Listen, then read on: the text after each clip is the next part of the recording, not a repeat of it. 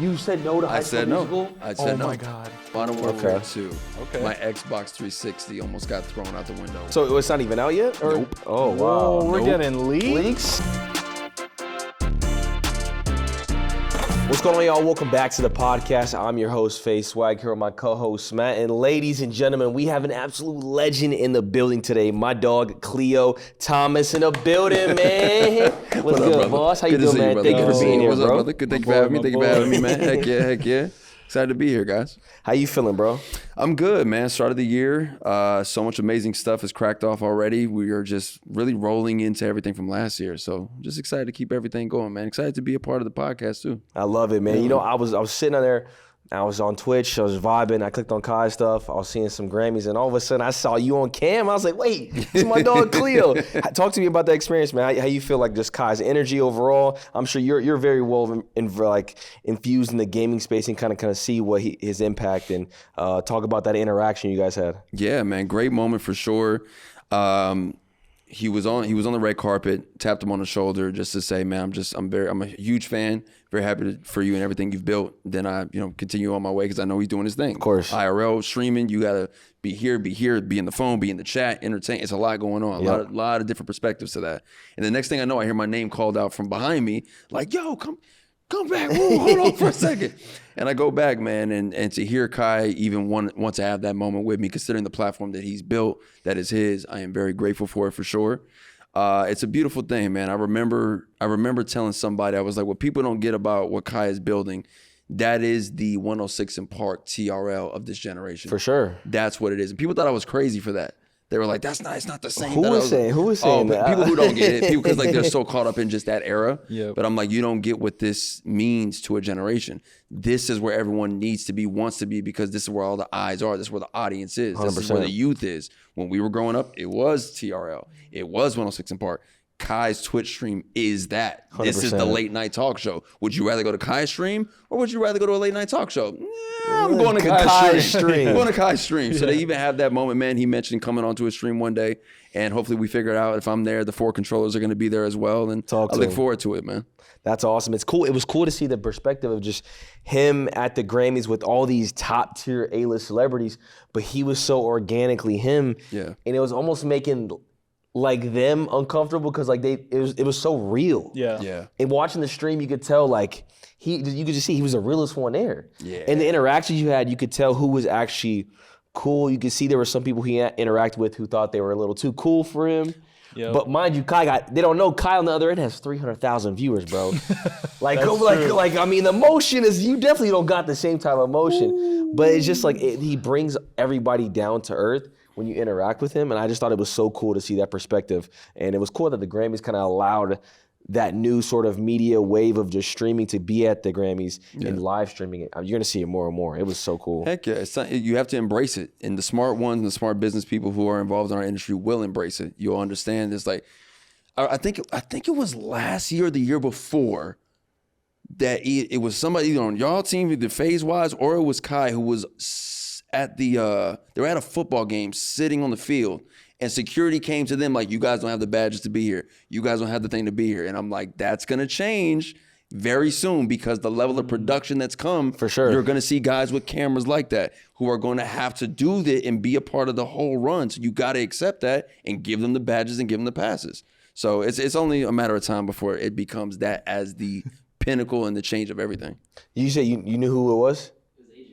It was Agent. It was Agent. Okay. So boom, I knew that happened. I was like, somebody had to deal with that before, and you're gonna have to embrace it. Okay, I do remember that. I remember the clip and everything like that. Yeah, that's that BS. It's wild, man. I love it though. I love seeing the new wave of media kind of just tapping into. Now it's reaching all the way deep in Hollywood, man. So it's cool. I mean, for a guy like you, what do you feel like? You started very young. You've been seeing Hollywood for the last, I don't know how many years. I started when I was 5, so now I can technically say 31 years. 31 years. So I'm a veteran at that. So 30-something years, bro. How is seeing from that so young all the way to how it is now with Kai just dominating the Grammys? Like, what is that like, seeing that to you? Is it just cool? Have you always saw it kind of coming, or is it just, what are your thoughts? I've always been ahead of the curve with embracing what came next. I remember when social media first got popping, my agents at the time were like, we don't want our talent touching social media. You're lying. No, deadass. Wow. They didn't want talent touching social media because they felt like the studios and the networks and the labels make the star. Period. They put you on the platform and give you the spotlight. Wow. Period. That's what it really was. Yeah. And then social media came around. The first little wave of YouTube is when I noticed I was like, they've got more influence than we do overnight. Yep. Yeah, we have a studio backing because we're in a movie and we're popping for them 3 months and then we're gone. And we have to wait till we do another movie to be seen again. 100%. They continue to have the wave and the influence because they're constantly showing themselves and building their brand by themselves. So for me, it was constantly just embracing the change that was coming down the line. I remember when Ustream first popped up. Yep. I was one of the very first people with a Ustream deal coming out of the traditional entertainment space. Twitch happens for me during when we were locked in, the pandemic. Pandemic, man. I was getting ready to have my own late night talk show. I was getting ready to shoot the pilot for it. And it was the second week of April. And then boom, the pandemic happens. Yep. So all of that stripped away. I had pitched the network on the idea of like, we don't have a modern day Arsenio Hall. This is what I think, it's what I want to do. I would be able to speak not only from a male perspective, but also like the generation. So we're getting ready to shoot it the second week of April in 2020. Boom, the pandemic happens. All that goes away. I start studying the Twitch platform because I'm like, I love video gaming and I have the equipment to be able to do this kind of stuff. Yep. So I studied the big guys, the little guys, launched my Twitch channel, man, and it's been a hell of a journey ever since. It's been beautiful. I love it. Yeah, man. It's so cool to see your hybrid between like being like a child actor and then just being like a real living celebrity. And now you're mixing it with like content. It's very rare to see that. Because there's a lot of like people who act that don't really know how to stream or know how to like do that world. So how have you like used the like both things that you've learned from Hollywood and being in all these movies? How do you implement that into streaming? I think the skill set for sure comes from the movie set. It comes from like your level of professionalism, your level to also be able to tell a story, keep people entertained. And I'll be really honest with you guys, I love wrestling. Okay. I love wrestling. Okay. I've been watching wrestling my entire life. So when I think of the storylines that I saw growing up as a kid, having to tune in every single Monday or Friday or Thursday, depending on where you were watching SmackDown at the time in the eras, it's that for me. It's being able to tell a story long form wise. Via social media, via my Twitch, it's all a form of entertainment. It's all me. I'm having a blast doing it. Yep. These are all aspects of me, man. Like, I think we've all heard the thing where they would tell you, like, don't let them box you in. And that was a real thing for me. Doing films, then doing music, and then being told by my label at the time I couldn't talk about anime. I couldn't talk about my love for like collecting Legos and stuff like that via my tweets at that time. That was them telling me like, yo, you can't drop a song like this and then also be this kind of guy. I'm very grateful that I just stuck to my guns and I'm able to be who I am all the way through. It led me to where I am today. I can be authentically myself and enjoy it. I collect sneakers. I collect action figures, retro consoles, limited edition consoles from other countries that were never released in America. Like, that's the stuff I love. And that this modern day of entertainment allows me to do that. That's so brother. Fire, bro. Yeah, man. And man, we can't talk with you without bringing up the legendary Holes movie. But of course, like, brother. Come on, but of course. For me, honestly, this is so surreal to me that I'm even sitting down with you talking to you right now. Because as a kid, bro, you don't understand. Holes meant so much to me. That movie changed me. Like, it shaped me to be the man I am today. Oh, like, that's beautiful. It is, bro. And it's so funny that like at least I remember watching it like on Disney Channel. I was like studying it because I wanted to be prepared. I didn't know it came out in theaters and everything. I had no idea. Yeah, that's crazy. Yeah, man. So can you please tell us first how you got that role in general? Like, how did that start? Well, you were 5, right? So I was you could start. Yeah, 13 when we booked Holes. Wow. I was 5 when I told my mom I wanted to be an actor. Yeah, that's cool. Before that, it was Friday After Next.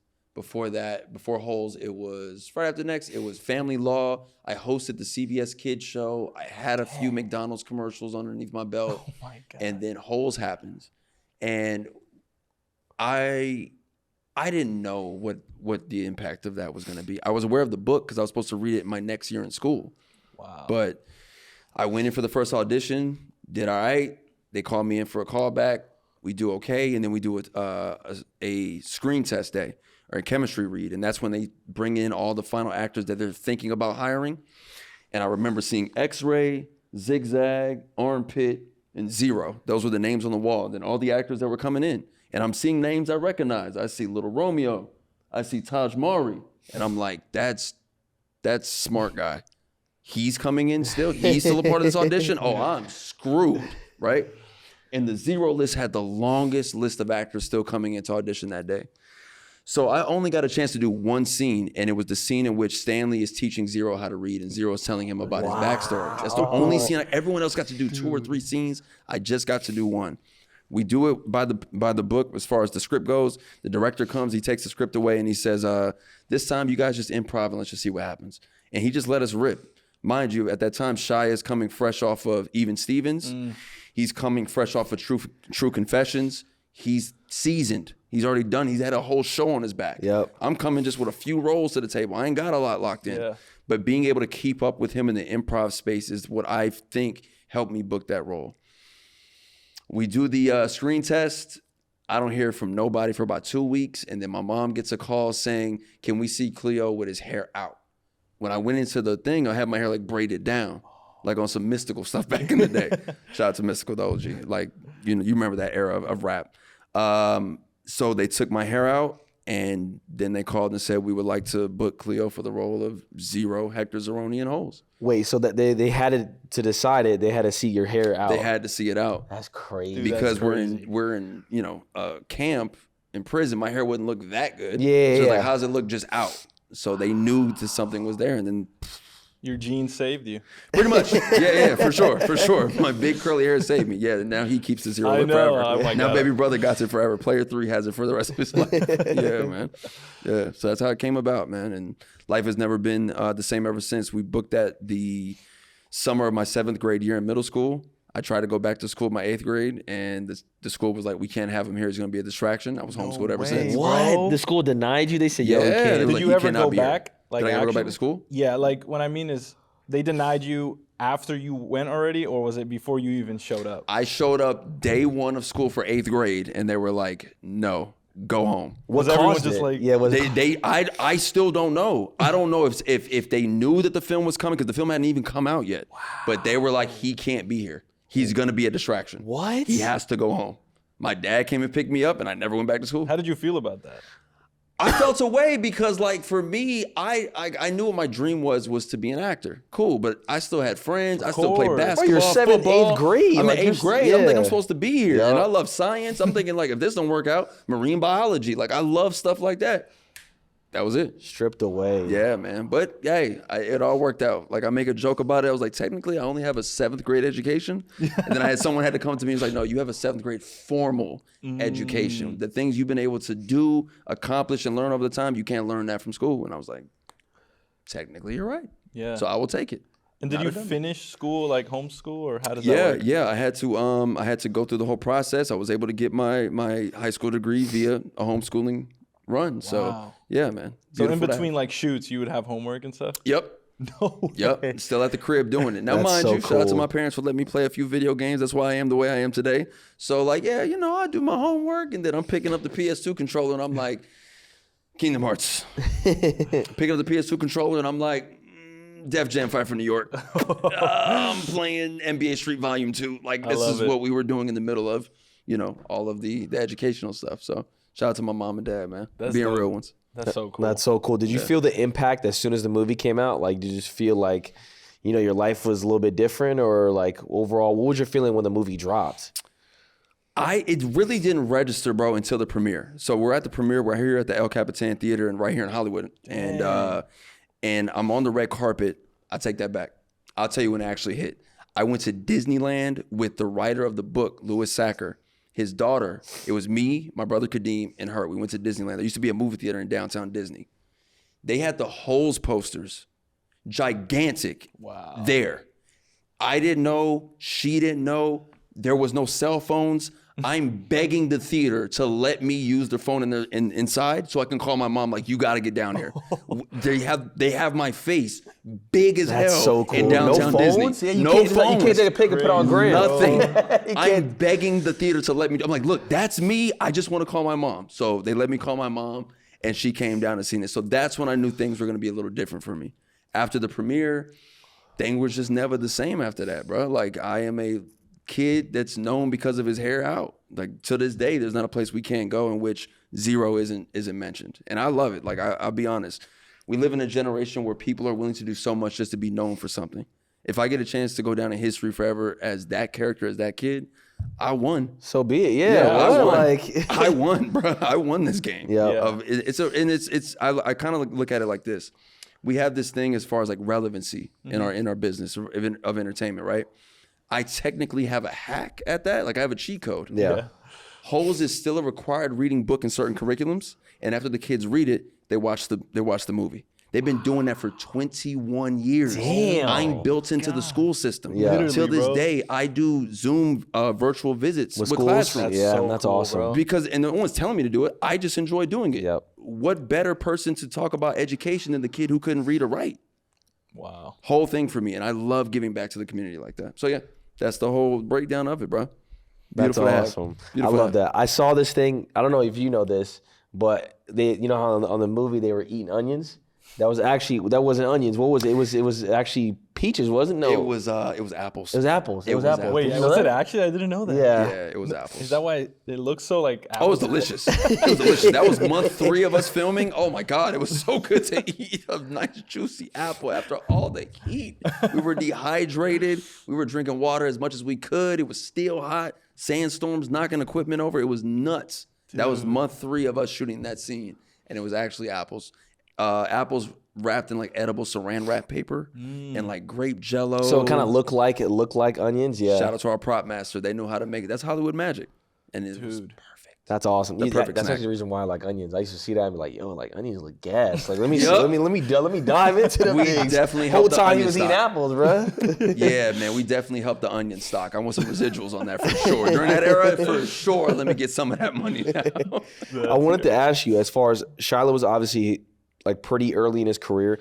So I wanted to ask you just about his talent overall, because he's in some of my favorite. Transformers is my favorite like movie series of all time. Just if you can kind of speak to just overall his talent and just overall working with him and kind of seeing him as he went on to, you know what I'm saying, do Transformers and become the actor he was. You saw him in this early stage. Yeah. Talk about that a little bit. Yeah, man, like the jetpack was put on Shia fresh off of Holes.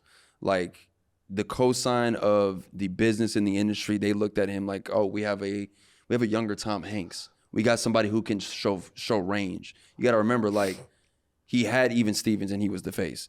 But people forget about his performance in True Confessions, where he played somebody who had to deal with a disability. And that's an actor on a Disney original movie. Like, that wasn't seen. They weren't doing stuff like that. And he was able to bring that to life. So, you know, the industry took notice of it. And for him to go on to do Transformers is one. I collect Transformers. I have Bathing Ape Transformers. I'm looking for the PlayStation and Sega console Transformer. Those do exist. I want them. I'm trying to find them. I was in Japan hunting for them.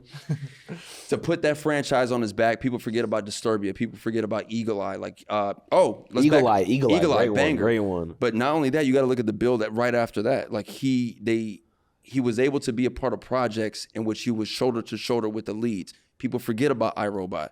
People forget about Constantine. That means he's right next to Will Smith and Keanu Reeves. The jetpack was built. Yeah. So for me, it's I still had work to do, still continue to work for sure, but different when it came to like, yo, they gave him the open range to just go and he delivered. So hell of a journey for sure. He has a hell of a career, man. And you know, aside from that, I hope he continues to, you know, find his way in his life. Yeah. That's fire. I was actually watching your YouTube video. I saw it when you posted it. It was like August 2023 when you did like a Holes reunion event. Yeah. And then you saw him. Can you tell me first, like, how is your relationship with the whole cast currently? And like, are you planning on doing another event like that? So I knew that was going to happen eventually. Like, I've had to live every day of my life with that project being tied to me specifically. I don't think anyone really thought Zero would be the one to really stand out and be the character that people relate to. He's the underdog. People love him. Yeah. If I wasn't that character, I would love that character. 100%. So I'm in for it. I knew eventually there had to be something to give back to the people, though. I knew it had to happen somehow. The 20-year anniversary is creeping up, and I can't remember the company that reached out to make it happen, but I'm so glad they did. Originally, it was supposed to just be the director, Andrew Davis, the writer of the book, Louis Sacker, and me. Thankfully, Andy was able to make a few phone calls, and they opened up everyone to be able to get to be there. Byron Cotton, who played Armpit, Miguel Castro, who played Magnet, John Voight, who played Mr. Sir. The prop master was there. The wardrobe was there. The makeup, the stuntman, everybody from cast and crew showed up. 20 years later, and to be able to share that moment with everyone was really something special, man. So it holds a very special place in all of those people who've gone on to do other productions, other movies, but it's something about that because we spent 3 months in the desert sweating to make this movie happen. Not just sweating, passing out. I'm still playing my PS1 in the trailer when I'm supposed to be doing homework, but it doesn't matter now. It's 21 years later. Oh, well. But yeah, like that was really something for us, man. And it's stood the test of time. We like learning a lot about like finances and kind of different payments in different like worlds, right? We recently had Jesse T. Usher. He's A-Train from The Boys. Shout out to Jesse. Yeah, man. And he was telling us he was a child actor. He was also like 7. And he had this Coogan account, he explained to us. Can you explain to us, did you have something similar to that? Same. Wow. Okay. Yeah, that's something that was implemented to help young actors be able to survive as they grew older because there were so many child actors who were taken advantage of by their families, where here they are doing all this work at a young age, and then they turn 18, now they're grown, now it's just them, and they have nothing to show for it. So that's why the Coogan account was implemented. And yeah, same thing. That's awesome. The moment I turned 18, I saw that money, I was like, yeah, how was that? Yeah.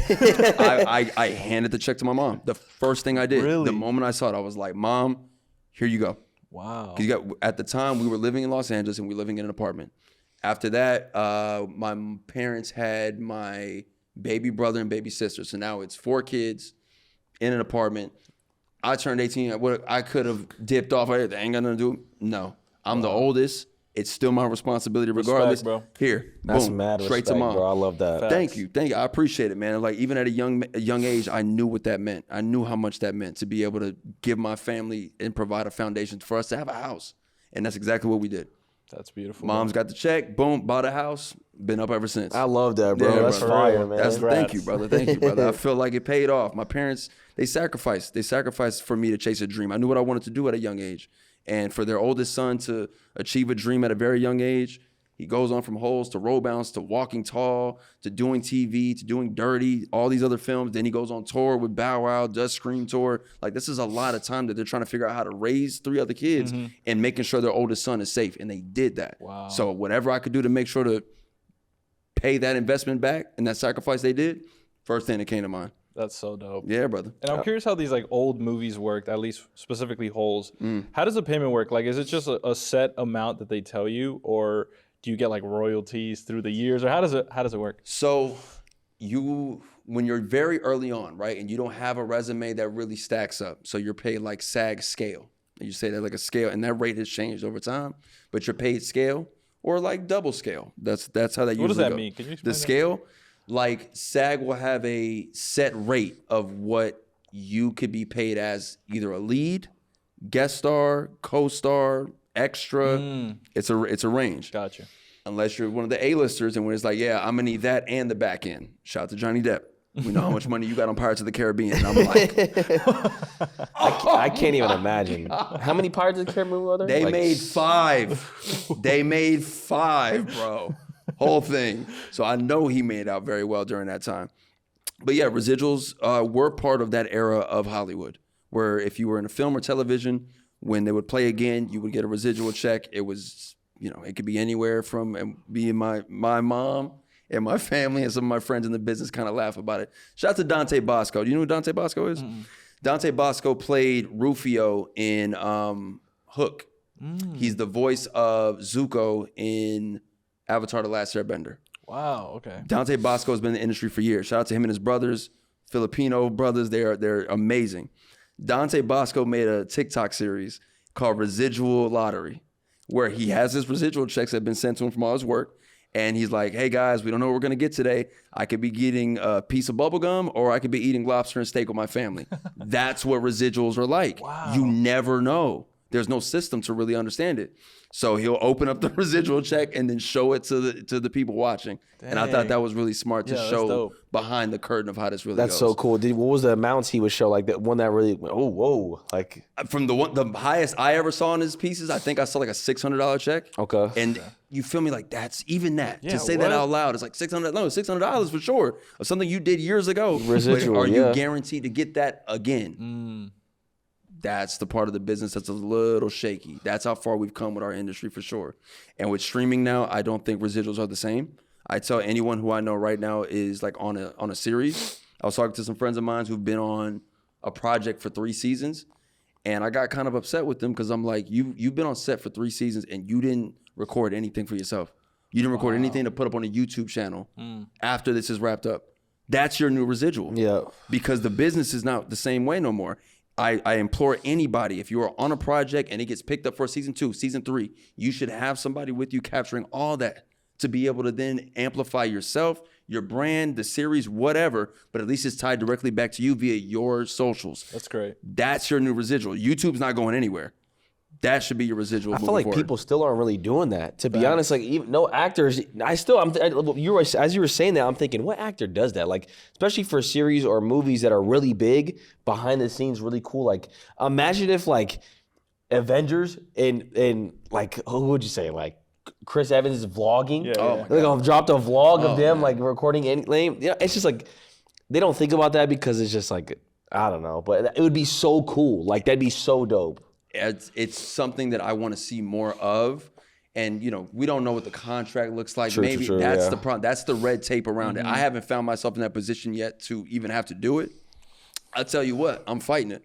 The moment it happens, I'm going to be like, he's coming, my camera guy's coming with me everywhere. Facts. Everywhere. I do not care. I will fight you on it. If I can't have my guy on set with me recording this process, we're going to have a problem. That's just how I feel. Facts. Because you can't bet on this anymore. Like I'm coming from 20 years of doing it. Not the same, because once y'all call cut, it's over. Once it's out, thanks so much for your hard work. Yeah. Not playing about it. Dang. So with Holes, did you have any residuals on that? Yeah, there was residuals over time. Not only on Holes, not only on the film, but also the music. Oh, I wrote the theme song for the film. So no way, that's fire. Yeah, the Dig song was me, Shia, Byron Cotton, Max Cash. Shout out to Dougie Fresh. He was in the studio with us as well as we created that project. That's cool, bro. Yeah, man. So the Dig It song, the theme song for the film, we wrote that. So yeah, we were #1. I'm owed a plaque. I'm pretty sure I'm owed a plaque by that, by the way. But it's fine. It is what it is. 21 years later, I'm all good by it. It's given back to me in more ways than one. But yeah. So those are the ways that Holes is paid for residually to me. That's so cool. Could you say look at an amount? Let's say you got a check from just Holes in general. What's an amount you've gotten that you've seen that you can share? I couldn't give you the actual amount. I could not do that. But if I had to give it to you in figures, this may shock people, but it's the truth because you have to understand that this was my very first. Even though the role and zero means so much to people, that does not equal out to what my career was and who I was at that time. Gotcha. So this is still very early on. So here we are 21 years later, and if I had to put an amount on it, I would say we're in the 5 figures. 5 figures. That's it. That's 5. That's still great. But still great. I would expect it to be way more. Because of how you feel about zero. Exactly. I'm curious. Yes, exactly. That's the thing. That's not how it is though. Dang. Yeah. So you got to imagine when you see a lot of actors who've had their runs and how come and why you see them like this. It didn't pay. Dang, bro. It didn't pay. Kind of sad. Shout out to Dijman Hansu, incredible actor from Gladiator, who's been in plenty of projects. Recently speaking about his trials and tribulations when it came to his payment and dealing with Hollywood.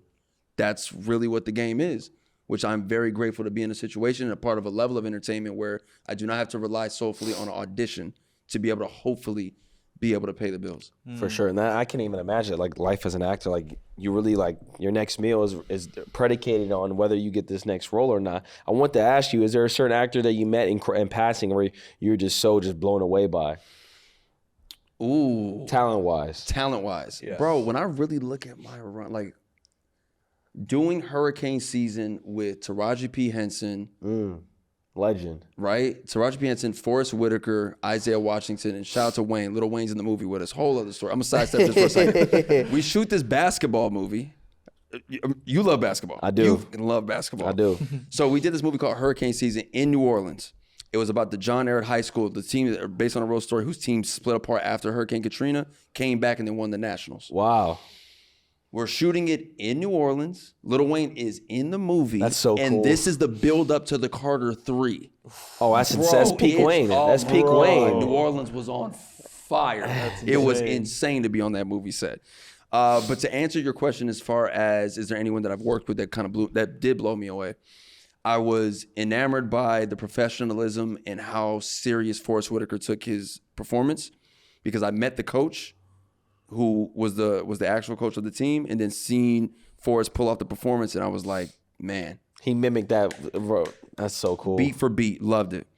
Working with The Rock on Walking Tall in the very beginning of what became this entity that is the hardest working and most profitable man in Hollywood. Insane. Because you got to remember, there was only the Scorpion King, The Mummy 2. Yeah, I'm trying to think early Rock. The Rundown. Yes. The Rundown made him like, oh, okay, bet he can he could do movies. It was good. With him and Sean William Scott. What's his name? Yeah. From Stifler. Yes. He's literally he's with us in on Role that. Models. He was in Role Models, wasn't he? He was in Role Models. Yep. To see Rock in the very beginning of this all, being about his business, not letting, because he can sell out arenas being the wrestler, affect his professionalism on a set. That's another one for me. Then we do Roll Bounce, and who was on that set there?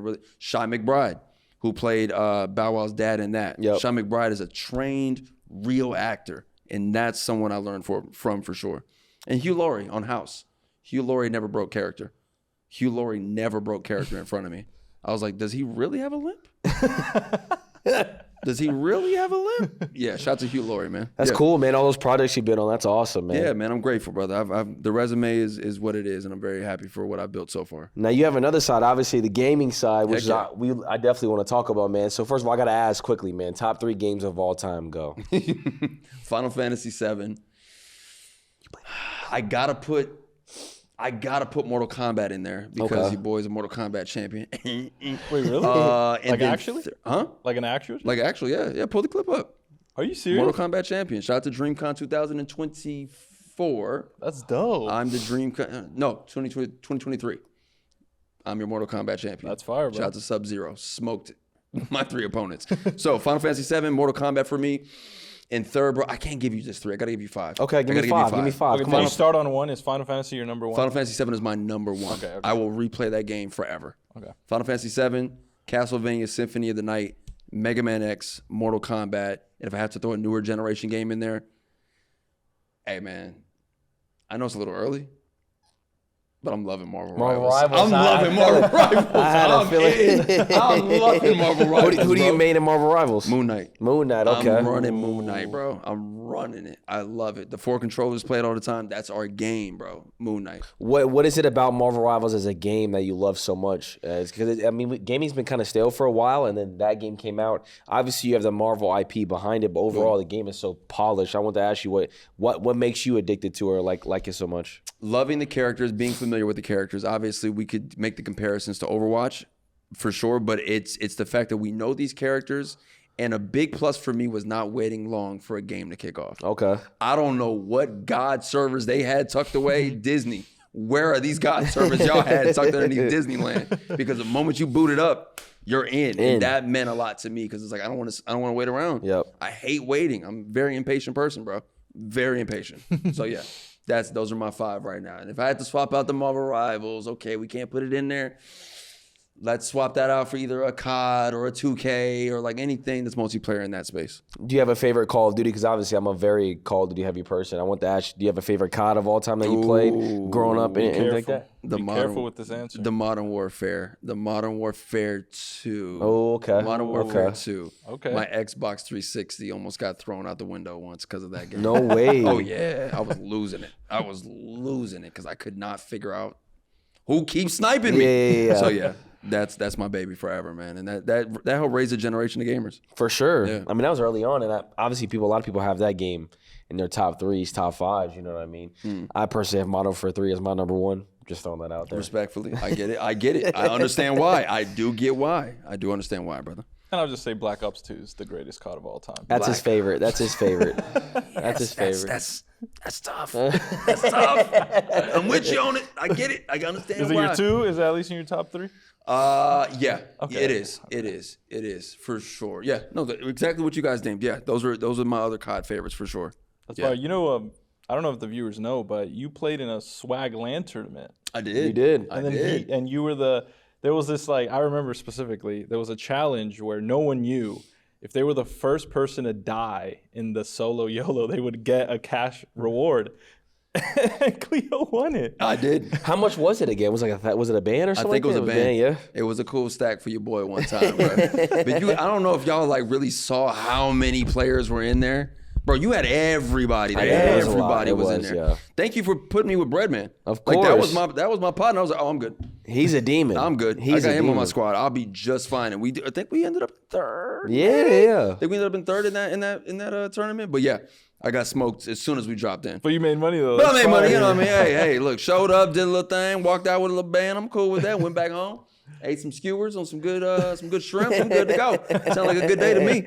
Worked out. That's awesome, and that's something I love doing, and I want to continue to try to do, especially coming out of COVID. I think events are such a popular thing and what everyone wants to be a part of is a part of something in person like that. You know, coming off of COVID, everything was online. You were just, you know what I mean, and people just want to interact again and just be a part of something cool and special. So I hope you had fun during that situation. That was a very early stage of hosting those type of tournaments. So hopefully you had fun. I had a blast, bro. That's awesome. You had great commentary up there. You had everyone in the same room. I look over and I see Bronny on the other side playing. I'm like, hey, Bronny in this thing playing too? It was dope, bro. You did an amazing job, and I look forward to seeing the next iteration of it. For sure. It's going to be dope. For sure. When I have some more, you're definitely going to be the first person I call. I'll be there. And the 4 controllers pulling up. Let us have our own squad, bro. I got you. We'll I'm here. With it. We got it. Do you still play Warzone? I'm curious.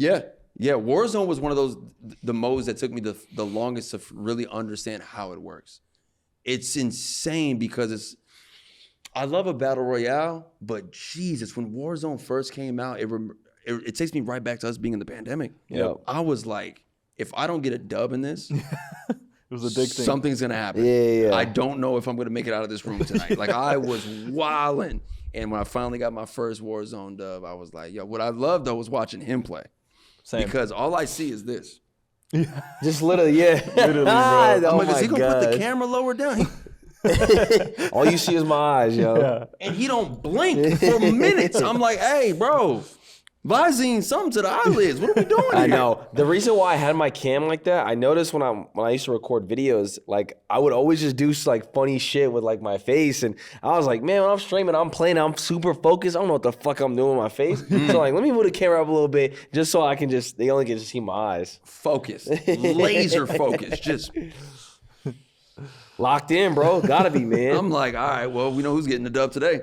Locked in, bro. Yeah, man. What was your favorite class that you locked? Like, do you remember like specific gun that you like really enjoyed, or not even, bro? I would drop in and just try to get the dub, and that's why I have so much respect for anyone who loves the game like you guys do, and being able to go that far in. There's games that I'm a huge fan of.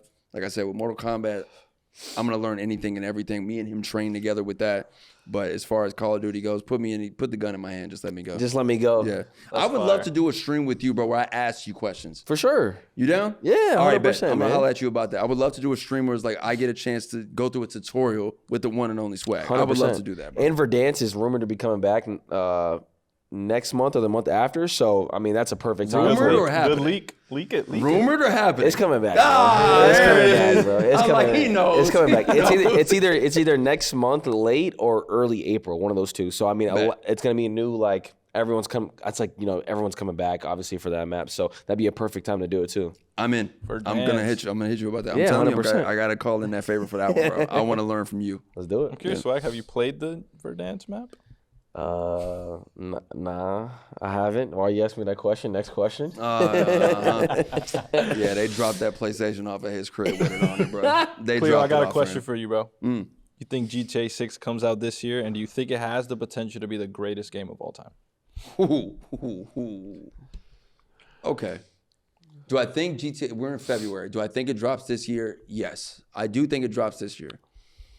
Do I think it has the potential to be the greatest game of all time? No. not the greatest game of all time. What I will say about GTA 5, bro, look how long it lived. 10 years. Oh my. Over that. 12. Yeah, 12. Yeah. 12, bro. And that's not the story only. That's the online play. That's the RP. RP. I'm like, yo, people live their lives on this thing. If you can get that out of 6, man, great. But I don't think it makes it the greatest game of all time. The most hyped up game of all time? Hyped up game, 100%. Okay. Yeah. Okay. How many views did Charlie got? Almost 300 million. What if I told you I know exactly when it's coming out? Would you believe me? Yeah, I would. I would. I'd believe him. When is it? I can't say it on here. He said it comes out when. No, Tell me if I'm hot or cold. You could say that. Okay, yeah, for sure. All right. September 2025. Cold. What? Whoa. Cold. Dang. Okay. I don't want to keep going through it because that's cold. then you have one more guess. I can't guess anymore. Okay. June. Cold. Too far back. Too far back. Whoa. Oh, you're going. I think you're going way too far back. Yeah. Okay, so we got it. It's coming. It has to come this year. It has to come sometime this year. Yeah, fact. It's coming out this year for sure. Next week is out. Imagine. Bro, they're gonna Beyonce drop that thing on us. Like, oh my God, people would lose their minds. It's gonna be so awesome. You should. Anybody should take an opportunity to really just get lost in that game, especially for content.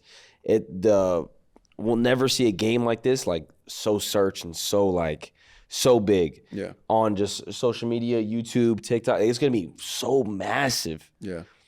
It's just massive. Just every time I hear the word massive, I think of Ninja. You just think of Ninja? Sorry, it's my brain rot. That's that TikTok brain rot. It is. No way you guys don't know the massive means. Yes, but if I say I'm gonna get a fade, are you gonna think of Low Taper Fade by Ninja too? Yeah. Whatever. Sorry, my brain rot came out. Sorry. Did you watch Ninja when he was going through his thing? As far as just when Fortnite 2018, Drake stream. Yeah. Ninja for sure, I think, helped bring in a understanding of not only what Fortnite was, but what Twitch was. Mm-hmm. And to answer your question as far as what I think is the greatest game of all time, I'm putting Fortnite on that list, bro. I'm putting Fortnite on that list because of... No one's going to argue with you, by the way. Yeah, thank God, because I know I'm not tripping. I'm not tripping here. The amount of IPs that you guys have been able to pull. Ridiculous. I was having a conversation with the 4 controllers, and we said it's only a matter of time before we see a Michael Jackson skin in Fortnite. Now, hear me out. Hear why I say this, though. No, it doesn't sound far-fetched, you know? The reason I say this is because Fortnite, to me, is what the Hollywood Star Walk of Fame meant to the generation before us. That's a good comparison. I like that comparison. That. If you have a skin in that game in this generation, you've made it. Facts. Anybody, You're the guy. Yeah, any person who's hot or has something coming out or automatically gets a skin in that game. Yep. Think of all, bro. They put a Mariah Carey skin in the game. Wait, they did? They did, yeah. Like, dude. Like, what? That's why I say, it's only inevitable for when you think of our business, our industry, they know how to re-up the whole IP. For sure. Anybody who has the likeness rights to this, they're going to throw it in there. There will be a Michael Jackson smooth criminal thriller bad skin. It's going to happen. It's going to be a concert. I could literally see a Michael Jackson skin with a concert. The biopic comes out this year, so maybe they could time it with Man, I totally forgot about that. Oh my God. Thank God I'm too old to audition for that. They would have definitely had me audition for that back in the day. Can you tell me like some roles that you've auditioned for that you didn't happen to get, but like were just some legendary roles? Ooh. if you're allowed to. I'm a huge comic book guy. Okay. I'm a huge comic book guy. And there was a time where I was this close to being in the Titans series for DC. I was this close, bro. That one hurt me for sure. That one broke me. I've told this story before, but I don't think I've given all the details. High School Musical. High School Musical. The script the script shows up to the house. I still have it. I still have the script with the offer letter, and I got to a page in that script that says begins dance routine with basketball, and I was like, nope. You said no to High School Musical? I said no. Oh my God. I said no. Let me tell you why. I'm about to cry. No, let me tell you why. What's his name? Shout out to Corbin Blue. Yes, Corbin Blue. Yes, Corbin Blue. Yeah. Shout out to my guy Corbin Blue, man. You said no. You said no to it? Yeah. Oh yeah, go for it. And you would have gotten it for sure. You would have got it. The reason I said no is because I grew up in the era. I love basketball just like you. Yep. I grew up idolizing Kobe Bryant, Allen Iverson, Tracy McGrady, Vince Carter and won mixtapes, I really looked at For sure. basketball Yeah, like a thing. So I get to that page and I see that and I'm like, I'm not doing this. Like, I'm not dancing with a basketball. Mind you, my parents, I give them all the credit because they could have easily been like, you're doing it. Yeah. And they were like, no, okay. Any other child actor, I don't think they get that same option. And I really just look at my life since that. And like, I don't regret not doing High School Musical at all. Of course. Like, again, I go down in history as 0. Yeah. I'll take it. Yeah, that's fire. I'll take the kid choking out Zigzag. I'll take the kid grabbing the 8 ball ready to swing on somebody. I'll take the kid who hit somebody with a shovel. I'll take it. Did you feel like when they pitched it to you, could you feel that they were hyping this up to be something really, really big, or was it just like another script that just came in for a movie that may come out like cool, like it may be big, or you know what I mean? Like, yeah, I did not know the impact of what it was going to be, and I definitely was not told what the play was. Yeah, when you really look at it, it's Grease. Again, it's Grease with a basket. There's a thing, and don't get me wrong, the IP is huge. Yeah. High School Musical had 1, 2. The third one was actually in theaters. Then they brought it back, High School Musical. The series. Yeah. That's the title of the damn series. Yeah. I was like, this is insane. Yeah. So yeah, no, I was not aware of how big it would be, but there's no part of me in life that was ever like, I should have said yet. Like, yeah. Nah. You can't live like that. You can't live like that. Like, bro, and just like being honest, I did roll bounce. I was able to do choreography on skates, so I know I could have danced. Yeah. I'm good. For sure. You know what I mean? That's my play on it. If you were to play any Marvel character in the MCU, which character would you play? So my mom is Moroccan, and there's only like one Moroccan character in the Marvel comics, and his name is Jetstream. Okay. And he's a part of the Hellions who go up against the X-Men. Okay. Ooh. That's the one character I would love to bring to life. Dude, just to represent from my mother's culture, from my culture. Like, I would love to do that one. Wow. But if you ask me something else that's underneath the Disney umbrella that I want more than anything else, if I wanted one thing, if I could just wish for it today and it happens right now, give me the Star Wars franchise. Let me in there. I think that, this is me personally speaking to you guys about it, like, I feel, or when I see myself visually, I know on a screen, my dad's black, my mom's Moroccan, but I don't think I fit the image of what a black man looks like based off of my ears, my nose, complexion, whatever you want to call it. But in a Star Wars world, that wouldn't matter. I could be from this planet, and none of that race gets involved here. Yeah. So let me have that. Let me go play in sci-fi. I just want Star Wars. I love that. I want to be a Sith so bad. That's all I want. Tough. I'm waiting for the opportunity. I'm waiting for the audition. I want Star Wars. Dude, I love that. The franchise has been kind of quiet, no? The Star Wars franchise? Like, yeah, I mean, they released Skeleton Crew. Did you watch that? Skeleton Crew. Shout out to my homie Jaleel White. Shout out to my big brother. Yeah, man. Jaleel White's in Skeleton Crew. Yeah, man. Did you like it? I did. They had the guy Andor. They had the Mandalorian series with Grogu. That's becoming a movie, I believe. Rey is getting her own solo film. So, yeah.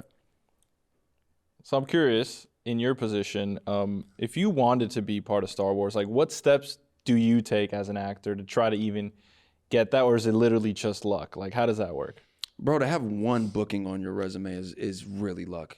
When you really think about all the things that have to line up, like that's what a lot of people, I think, don't get. When you walk into an audition, there's people on the West Coast auditioning for it, people on the East Coast auditioning, people in the South. To have even one is insane. Yeah. It's really insane when you think about all the factors. So to have a resume like the one I have, as far as like, it could be luck, it could be talent, it could be both, but you could have never had any of this. That's how crazy our industry and our business is as far as being the actor.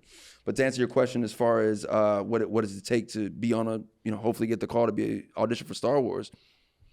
Luckily, I'm a part of a generation where I get a chance to speak about it on a public platform like this one. Yeah. Back in the day, if you were not already if you were not already promoting another project that you're then doing the interviews for on a late night talk show or the morning show, that's the only time you can really talk about it. I can talk about it whenever I want now. On this platform, my social media platform, every time I go live on Twitch, I want Star Wars. I want Star Wars more than anything else. Yeah. Now, that's how I view the game. Does it mean that it will happen? Welcome to our business. I could say it for the rest of my life, and they'll be like, we heard you, but yeah, not going to happen, buddy. And I'm realistic about it, man. Like just being honest. Like I've dealt with. I heard 1,000 no's before I ever heard my first yes. I love that. I knew what I signed up for. The first auditions I never got. The first commercial audition I never got. TV shows never got. Little Rascals movie. No. Oh, you try to go for that? I auditioned for the Little Rascals way back in the day. No and we were that way. close as a kid. I used to watch that all the time. As a kid. And I was right there. And now we're just going to go in a different direction. Did that crush a little? Yeah, but like, all right, bet. I got a basketball game at like 8 o'clock tonight. Yeah. I'm going to just take it out on the other team. Yeah. So that's what I did. So it's just, you know, it's my journey in life. And I'm very grateful for the experiences that I've had that have built me to the man I am today. I love that, bro. That's awesome, man. I want to ask you, give me top 3 Disney shows of all time. Disney shows? Shows. Number 1, That's So Raven. Ooh. Raven Simone. Better than Sweet Life of Zack and Cody? Yes.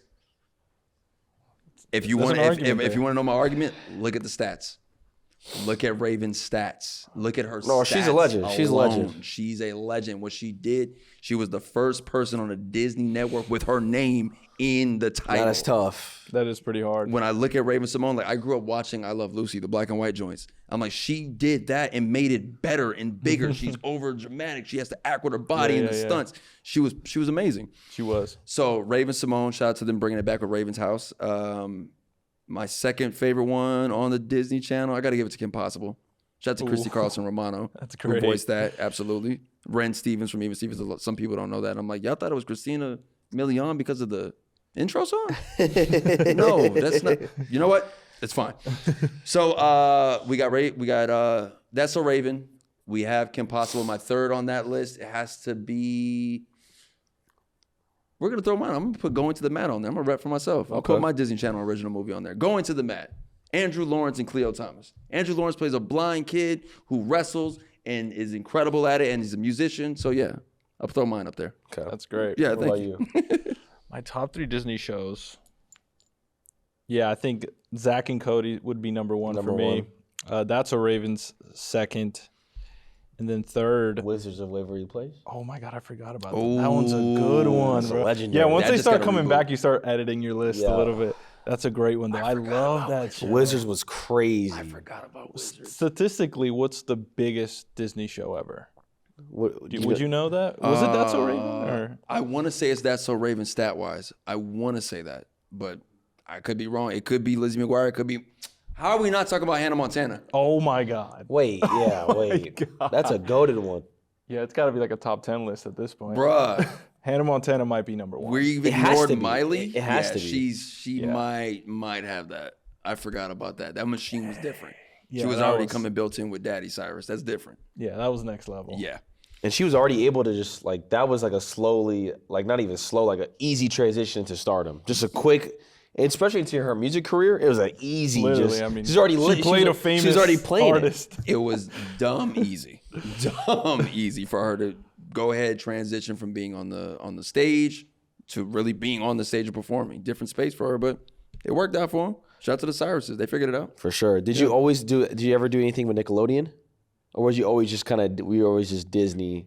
Kind of the Disney mix. Is it like gangs where you're like, yo, Nickelodeon? I don't know. Nothing to do with that. Here's what I'll say. Like I'm just gonna put that there, and I'll let everybody in the comments go and look that up, and then what does that say? It says Club 33. Okay. Yeah, Club 33. Go and look that up on your own so you can understand what like the Disney means to that. But as far as gangs, here's my thing with that. I never had the traditional Disney experience. Okay. I had, how I look at it, and this is me just being very honest, I put 1 point on the board, just one, and it was just 0.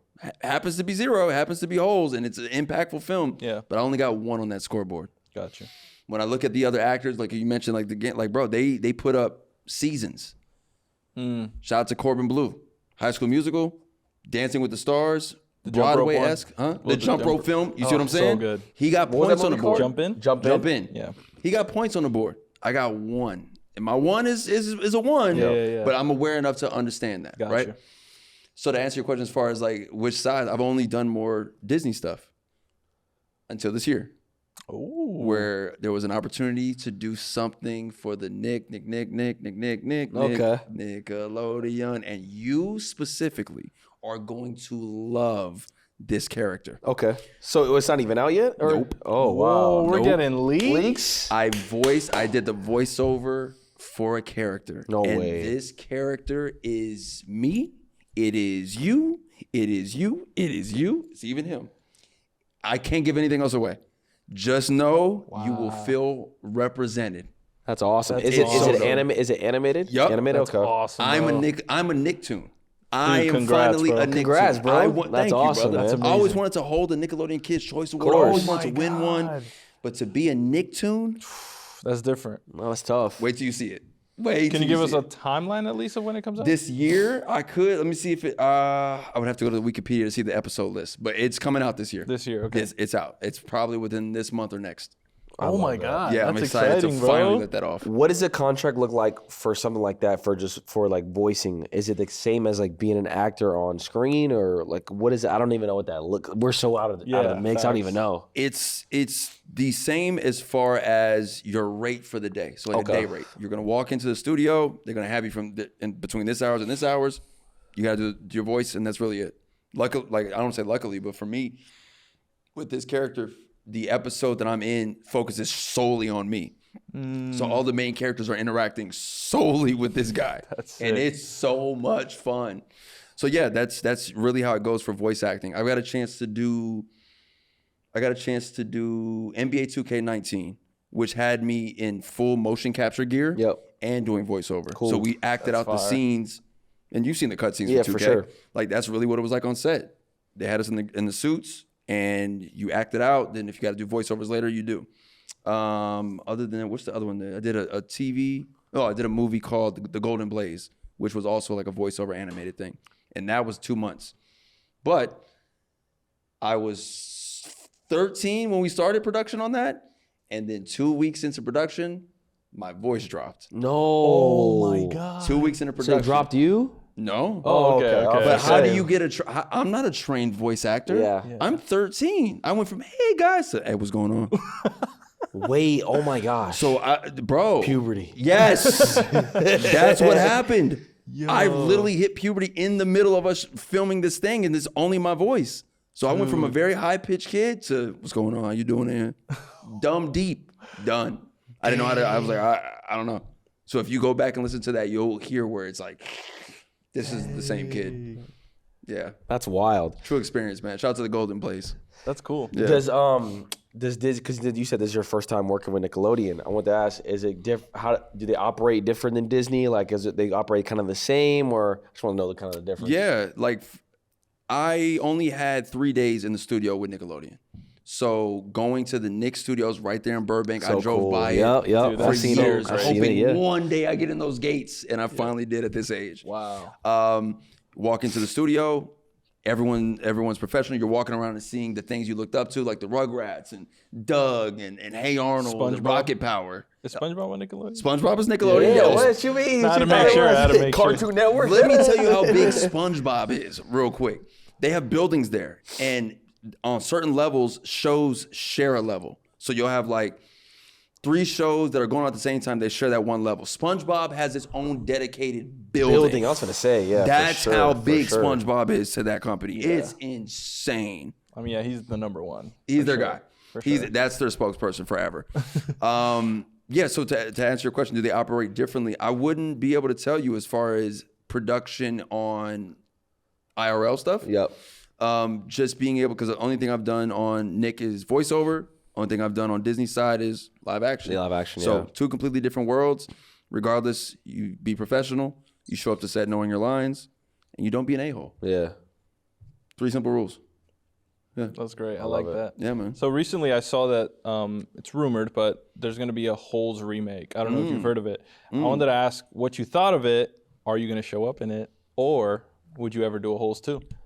3-parted question. So sorry. Yeah, it was a tough question. So. I was at CES with my brother Kadeem when the news hit about the Holes reboot. And I read the headline, then I read the breakdown of what it is. It's a gender swap version, and it's a series. I'm like, oh my God, this is gonna be completely different. We did a film. They're gonna tell in a series thing. Okay. I'm just excited to see what they do. I'm just excited to see how it happens. Oh, so it's confirmed. It's confirmed. It's confirmed that a pilot was greenlit. Okay. Meaning they're going to go shoot a pilot. Disney was like, we're going to give you a budget to go shoot this idea. If you bring it back and it tests well with our audience, it tests well with the company, then they could greenlight the series for 8 episodes to 12 episodes. Wait, what do you mean by that? So like they take a pilot and they have a certain audience that approves shows to get greenlit? Yes. Wow, I didn't know that. How do they choose who's in that audience? That's so weird. Do you know how many shows have only made it to pilot and the world has never seen? Yeah. Do you know how, like, bro? That are probably goated too. Like, oh, bro. You don't, like, think of some of your favorite actors. Like, they've all done that. They've all gone through that process of, like, being on set, shooting a pilot, hoping it gets picked up. Dang. Doesn't. And it doesn't. Wow. Plenty of actors have gone through that. I haven't. I've never been a part of that realm. I've done more film than television, which I've always wanted more TV. Always wanted to do. What's that. better, you think, as far as like just a career wise, if you had to choose like be in a hit TV show or just be a star at like in movies? Ooh, I think it's about what kind of star you are in movies that really shifts. What's like a level? I don't even know. Like, what's an example we can? In our generation, right? Like, okay, Timothée Chalamet's got the jetpack on his back right now, right? Yeah, for sure. But him or Jon Snow in Game of Thrones. Would you rather be Timothée Chalamet or Jon Snow in Game of Thrones? Ooh, That's a good one. I like that's that. a good one. I feel like that's the highest form. Yeah. Okay, Kit Harington is old boy's name from that plays Jon Snow. So he has Game of Thrones, and then he got brought over to Marvel for a second for an end credit scene. in the Eternals. Yeah. Yes. He's in Gonna that. join Blade. Yup. But we don't know what happened with Blade. Yeah. They just like chalk the whole thing. Shout out to Wesley Snipes. There's only gonna be one Blade. Yeah. There's never gonna be one Blade. We have it. I'm not familiar if there's more. I'm sure he's working. I'm sure he's a working actor. Do I think he made out with enough cash to go tuck away for a few years? Game of Thrones for sure. For sure. You sure? You don't think so? You sure? I mean, we don't know, bro. You sure? He knows the behind the scenes. You would know. He's made his money. Don't get me wrong. He's made his money for sure. But what an A-lister gets to walk away with in our business, dog, is different. I wouldn't say I was talking about money-wise, more so just like, I don't even know. Like, would you rather just be consistently in hit TV shows or rather be consistently hit movies? Okay. I know movies, the top A-list probably gets way more cheddar than somebody with movies. Yeah. But if you think about shows like Friends, where they just cake forever. Yeah. There will never be a contract like what the Friends guys got ever again. Never. I don't even again. know about that contract. Do you probably know more about me. They were getting damn near $1 million episode, bro. Yes, but they still do. Because their residuals was built like that during that time. Those contracts would in the never. 90s, early 90s. With streaming now, they definitely won't. Bro, all the actors, I'm pretty sure from Friends, last year alone, they each made 20 M's. Oh my God. I looked it up, I said, oh my God. That's insane. They will never let that happen again. Ever. No way. Yeah. Never With again. streaming too is like, not there's the no same. way. There's no way. It's not the same, man. I grew up idolizing the guys like the Will Smiths. Yeah. I grew up idolizing the guys who were in this business and were doing hit movies, and you're looking forward to seeing them be the #1 box office smash thing over and over again. Now that's shifted. We're in streaming. Series mean a lot more. I think that when you have a series, you're able to have people locked in for that entire run, for that season, and you're constantly giving it to them, and then you got to go on hiatus for a second, then come back. In this era of my life, I would 100% be down for a series run because I haven't had that challenge yet. Especially Netflix, with the way how massive streaming is, bro. Like, more people are probably watching Netflix than going to the movies. Obviously, you know what I mean? This is the thing. So it's like, you can have a hit TV show on Netflix be the #1 Netflix show. Crazy. I'll take it. Facts. I'll take it. And plus, I feel like you get more, I would say probably more of a boost that I've seen as far as your influence outside of it versus them being in a movie. So like all the people who started like Euphoria or Stranger Things, their social medias are cracked. Insane. Yes. Compared to like some people who play, like, you know what's crazy? I was peeping this. Because I'm always curious about this. The new Transformers, the star actor in that. You talking about the animated film? Nah, the new one that came out. I know who he is. He was in Twisters too, Anthony right? something, right? I don't know his Anthony name. Ramos. Yes. And I was peeping, and I was like, oh, he's about to, because I was peeping his page before it came out, and I'm like, oh, he's finna explode.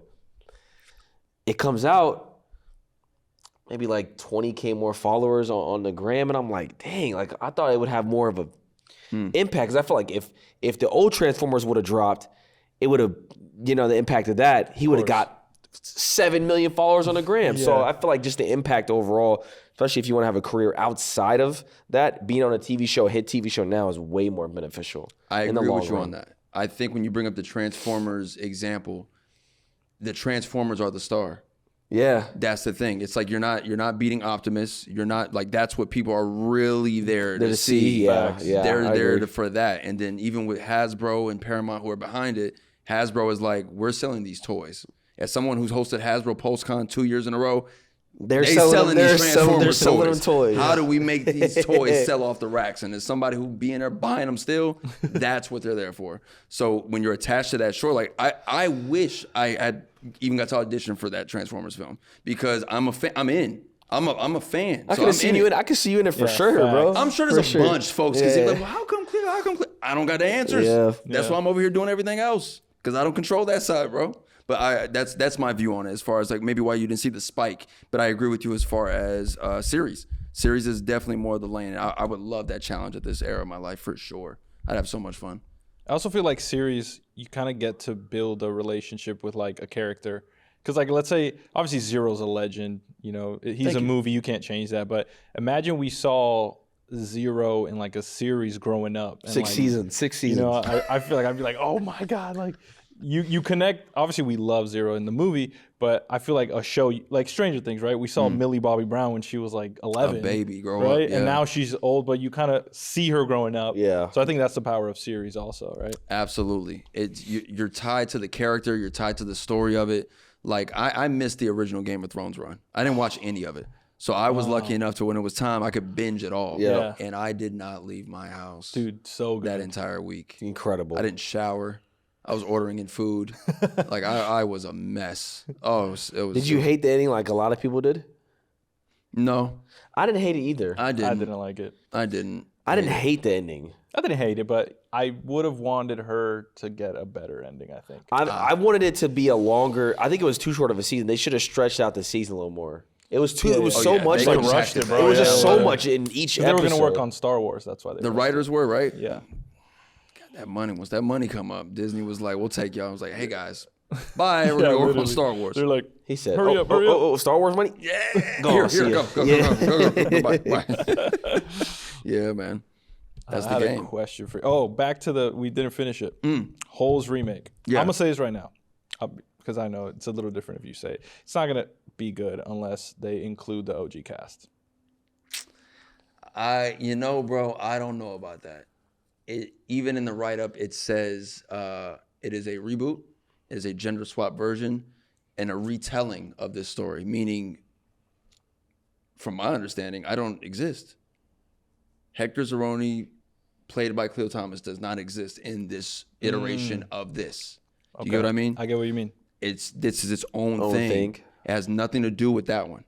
It's not like this is 10 years later at the same camp. Gotcha. None of that. So they're getting a chance to really start fresh and do something.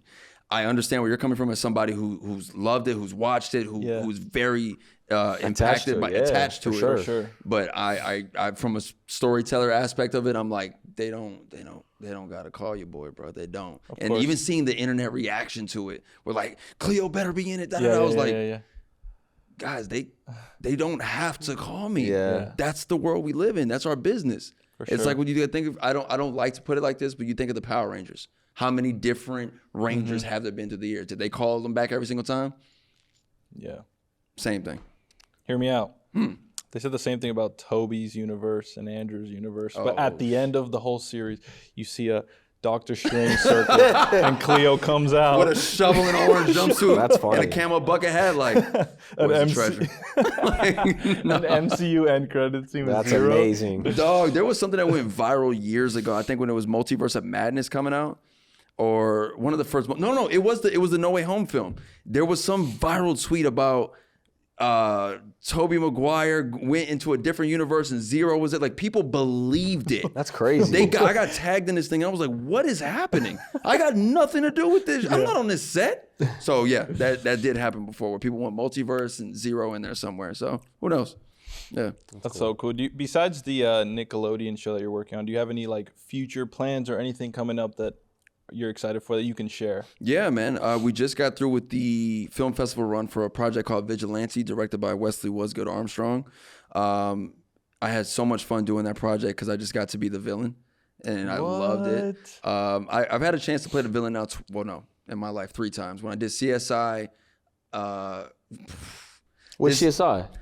It was not one with the city. It was just CSI, and the guest stars on this episode: Method Man, Akon, Obi Trice, Jesus, me, Travis Barker, Michael B. Jordan, Katarina Graham, and maybe 2 more I'm missing. What episode? The episode is called Poppin' Tags. Go to IMDb, look up CSI Poppin' Tags, and look how many guest stars are in that episode. It's insane. Was this the one that was based in Nevada? Or am I tweaking? Yep. It was? Yep. Yes. Okay. That's the one. Yes, my bro. mom used to love CSI, so I watched all of them. And then, but her favorite one is Miami. Shout out to Horatio. Miami. Yeah. Oh, shout out to yeah. You need to watch that. Really? Yeah. When I tell you, bro, CSI is so goated, bro. Dang, I've never so seen it. goated. I get why people fall in love with either it. like CSI or you liked Law and Order. It was like either or, like because they would go like next to each other. You were just a fan of one or the other. I was CSI. Shout out to CSI, man. I loved being a part of that series and getting a chance to play that role. That was like my very first kind of villain-esque role. Then I did a project called UALA, which I really got to play like an anime villain. But in this one, I got a chance to really tap into some really dark stuff. And I was happy that the reaction from the crowd was what it was. Because it's one thing to feel that you have the skill set for it, especially for acting, and you do your performance and then it's gone. Like you don't remember what you did, what you said. And every time it's screened, to see people have the reaction. We were in at DreamCon, and we played it there for the screening, and somebody from the crowd after it was over yelled out, "Y'all better kill Khleo." And I was like, I won. That's what you did. My performance was good enough for that. I love that. So Vigilante, I'm working on my very first horror movie. I go back on set for that this month. No way, Having bro. a lot of fun with that. Thank you, brother. I'm That's excited for that. awesome. And then the 4 Controllers, me, my brothers, my sister, we're building out the 4 Controllers show. So be able to tune on. That's 4 Controllers with a K, by the way, on all social media platforms. That's sick. And then I come from a time where I had to wait on a phone call to do something, especially for acting. But now, because of where we are, the amount of technology we can get our hands on, I can go and shoot in whatever I want. I can press action and go record whenever I want. So this is the year that I'm going to dedicate myself to writing a project and just going to film it myself. I say how much I love sci-fi and fantasy, and now it's my time to prove it and just do it myself instead of waiting on someone to make the phone call. I love it. So yeah, that's definitely a priority this year, is to shoot my own sci-fi. Dude, Fire. that's exciting, bro. Yeah, man, I'm I excited. can't wait to watch that. I'm excited for it. It's going to be a lot of fun. I had a question for you. It's a little on the deeper end, Yeah. but I've obviously, we've all seen like child actors go through, either a good route or, a bad route. Mm-hmm. And you obviously, you're so humble and like you have such a, strong, just the way you like move and the way you believe in yourself. I love it. Thank and you, obviously that's credit to the parenting that you got from your mom and dad. Yeah. But I'm curious, how did you just manage to avoid all the distractions that maybe come with the fame? And we see like an Amanda Bynes or like other people that kind of went through these rough patches that you're like, man, what happened? At what time did like something go wrong, right? I mean, there's so many examples. And not only that, but there's also the dark side where, some people were taken advantage of as a kid. You know what I mean? Yeah. So I'm curious, from your point of view, like how did you manage to, stay strong and not let the world kind of take you and you get consumed by, let's say, drugs or stuff like that? Thank you, bro. Thank you for everything you said about me in that space, bro. I appreciate the fact that what I built is respected in that way. I had a solid foundation, bro. That's really what it is. I had a solid foundation. I had 2 amazing parents who I had mentioned earlier who did not know that their oldest son's dream would become a reality so quick. And they had to adapt on their feet. We don't come from a line of entertainers, so it was like, figure it out. So I had a very solid foundation. Just be honest, like my pops was in the military, so there was a level of respect built into me as far as yes, ma'am, no, ma'am, yes, sir, no, sir. To this day, I say it, and there's people in the industry who kind of feel a way about it. There was, you don't have to talk like that. No, that's how I was raised. That's how I'm going to approach the world. Yep. I'm the oldest of my siblings. I feel like I had a responsibility to handle these things differently, and I saw the missteps of others. I got a chance to be firsthand and see if you were not ready for it and they put the jetpack on you, how you could burn out immediately.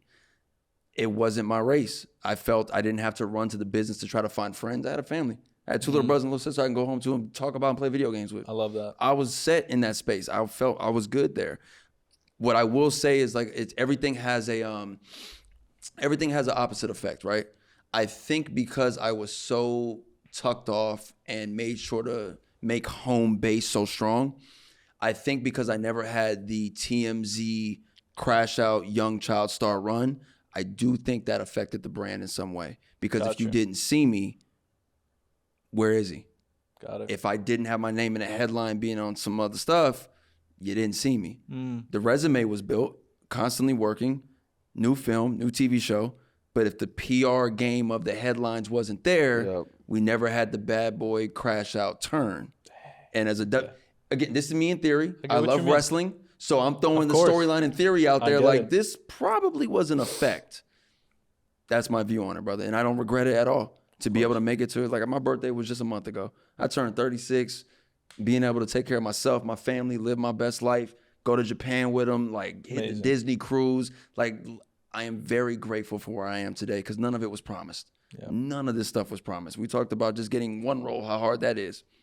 This boy will live on for the rest of his life, and I'm cool with that. Yeah, man. As far as like you being in the acting game for so long and being a content creator at the same time, what's some advice you have for viewers that are starting in 2025 as far as like content and even acting?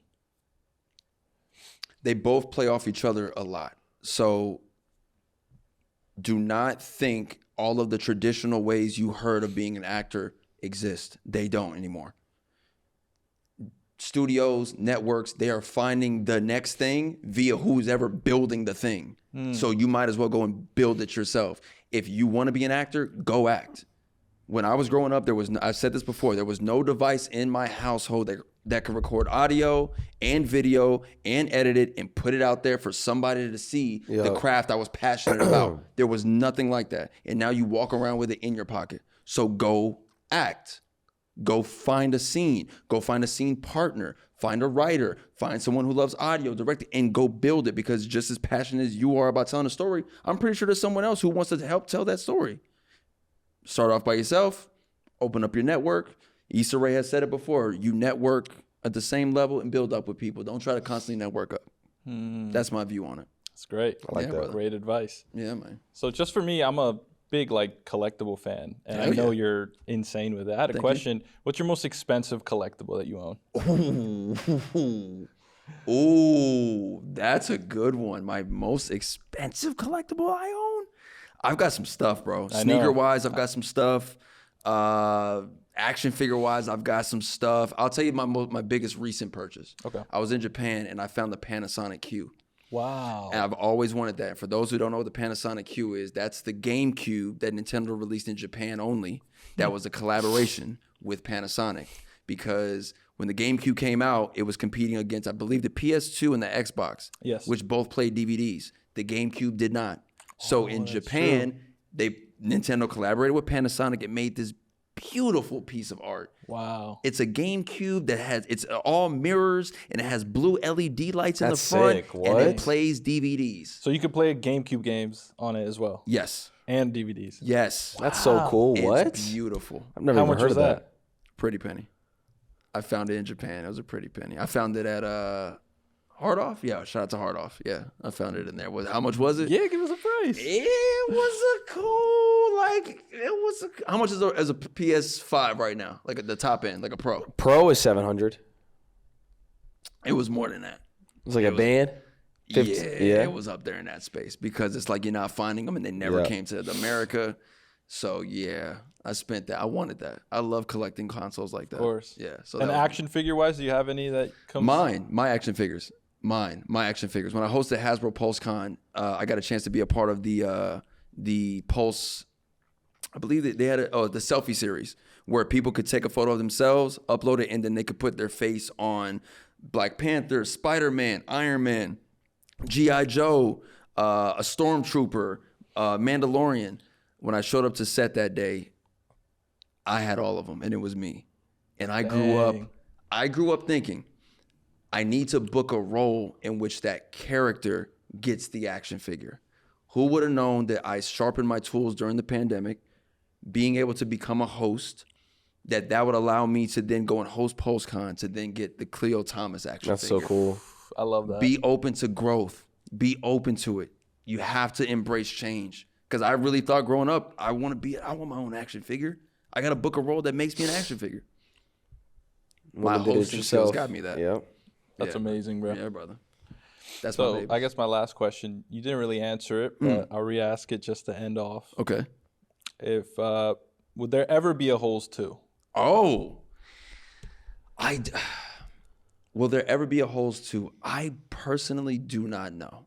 I don't know. Have they taught of it, like, even when it came out, did There they talk was a about script. There was? There was a script. Because I don't think people know that there's the sequel to the book. It's called Small Steps. And it's a armpit story.